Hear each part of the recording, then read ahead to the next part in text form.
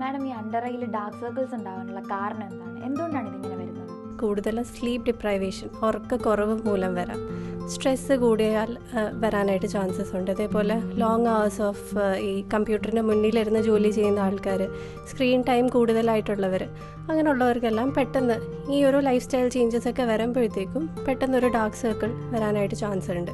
പിന്നെ സർട്ടൻ നമുക്ക് ആൽക്കഹോളിസം ഉണ്ട്, അല്ലെങ്കിൽ സ്മോക്കിംഗ് ഉണ്ട്, അങ്ങനത്തെ റീസൺസ് കൊണ്ടും വരാൻ സാധ്യതയുണ്ട്.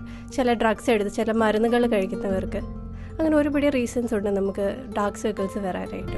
അണ്ടർ ഐ സർക്കിൾസിന് എഫക്റ്റീവ് ആയിട്ടുള്ള ട്രീറ്റ്മെൻറ്റ്സ് എന്തെങ്കിലും അവൈലബിൾ ആയിട്ടുണ്ടോ? ഒന്നുമില്ല എന്നുണ്ടെങ്കിൽ പഞ്ഞി നല്ല തണുത്ത വെള്ളത്തിൽ ഐസ് വാട്ടറിൽ മുക്കിയിട്ട് രാത്രി കിടക്കുന്നതിന് മുന്നേ കണ്ണിൽ അപ്ലൈ ചെയ്ത് കഴിഞ്ഞാൽ നമ്മുടെ കണ്ണിന് ചുറ്റുമുള്ള സർക്കുലേഷൻ കുറച്ചുകൂടി ഇമ്പ്രൂവ്ഡ് ആവും. പിന്നെ നമുക്ക് ചെയ്യാൻ പറ്റുന്ന ഡീപിഗ്മെൻറ്റിങ് ക്രീംസ് യൂസ് ചെയ്യാം കണ്ണിന് ചുറ്റുമുള്ളത്. അതേപോലെ തന്നെ റെറ്റിനോൾ ബേസ്ഡ് ആയിട്ടുള്ള ക്രീംസ്. പിന്നെ നമുക്ക് ഒരു ഇൻ ക്ലിനിക് പ്രൊസീജിയറായിട്ട് നോക്കുകയാണെന്നുണ്ടെങ്കിൽ കണ്ണിന് താഴെ ഒത്തിരി ഫൈൻ ലൈൻസ് ഉണ്ട്, അല്ലെങ്കിൽ റിങ്കിൾസ് ഉണ്ട്, അങ്ങനെയൊക്കെ ആണെന്നുണ്ടെങ്കിൽ നമുക്ക് PRP റെജുമിനേഷൻ ചെയ്യാൻ പറ്റും. അണ്ടർ ഐ പീൽസ് ഉണ്ട്. പിന്നെ കണ്ണിന് ചുറ്റുമുള്ള ഒത്തിരി ഫൈൻ ലൈൻസ്, റിങ്കിൾസ് ഒക്കെ ആണെങ്കിൽ ബോട്ടോക്സ് ട്രീറ്റ്മെൻറ്റ് ചെയ്യാം. കണ്ണിൽ സങ്കൺ ഐസ് ആയിട്ടുണ്ടെന്നുണ്ടെങ്കിൽ ഫില്ലർ ട്രീറ്റ്മെൻറ്റ്സ് ചെയ്യാം.